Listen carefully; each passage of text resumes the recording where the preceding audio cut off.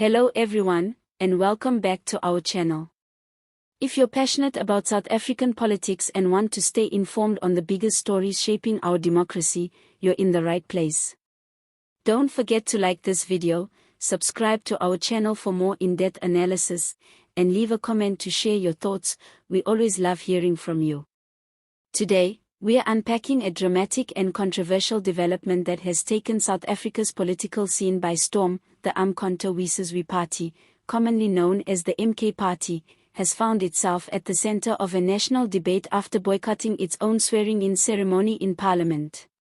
This highly unusual move has raised serious concerns about political maturity, constitutional understanding, and the future direction of one of the country's newest opposition forces. So, what exactly happened?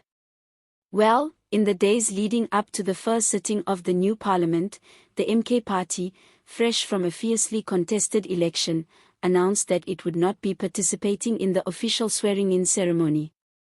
They based their decision on allegations of electoral irregularities, claiming that the election was neither free nor fair. They demanded nothing less than a complete rerun of the national vote and called for the opening of Parliament to be postponed. It was a bold move, but also one that revealed a worrying misunderstanding of constitutional procedure. According to South African law, the business of Parliament does not depend on the attendance of every elected member. In fact, the Constitution is very clear: Parliament must convene within a set time frame after elections, and those elected must be sworn in if they wish to take their seats. If they refuse or fail to attend, they automatically forfeit their seats. Despite the MK Party's boycott, the swearing-in ceremony went ahead smoothly. Parliamentarians from across the political spectrum took their oaths of office, new MPs were formally inducted, and the legislative process resumed. Meanwhile, the absent MK Party members effectively rendered themselves powerless. This decision sparked immediate and intense backlash. A prominent social critic, in a scathing social media interview, described the MK Party lawmakers as, quote, dumb, accusing them of not grasping even the most basic realities of parliamentary procedure. His comments quickly went viral, fueling a heated online debate about political responsibility, strategy, and the dangers of populism without proper understanding of governance.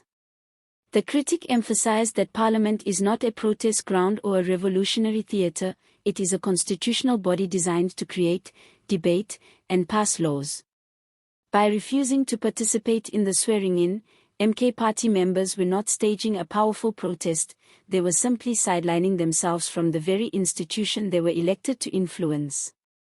And this brings us to a bigger issue: political maturity.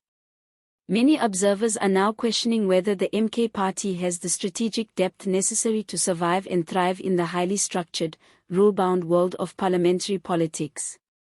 Winning votes is only half the battle. True political change happens through smart negotiation, careful legislation, and persistent engagement with the system, not by walking away when things get tough.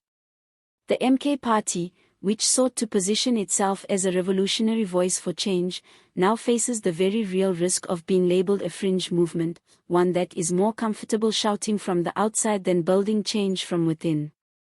Political analysts warn that by continuing with tactics perceived as reckless and confrontational, the party may alienate not just moderate voters but even their own base, who are expecting real results, not endless drama.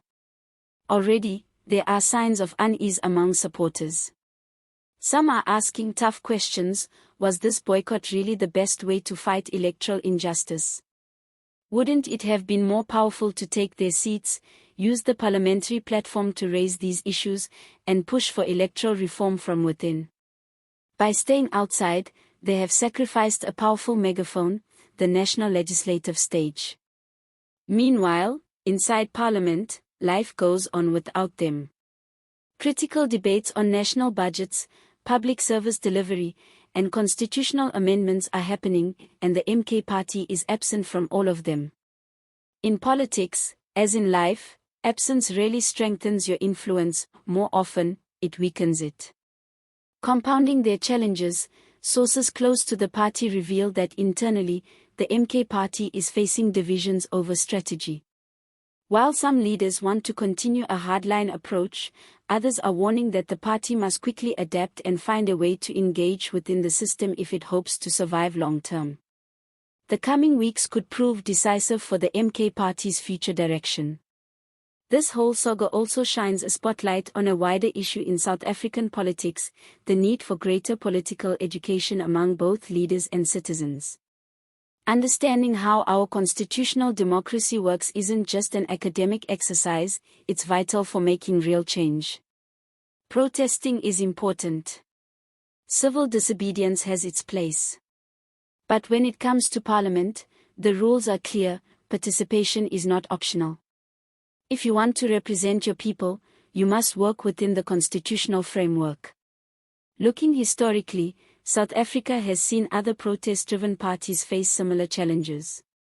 The economic freedom fighters, for instance, once made headlines for their dramatic disruptions and walkouts.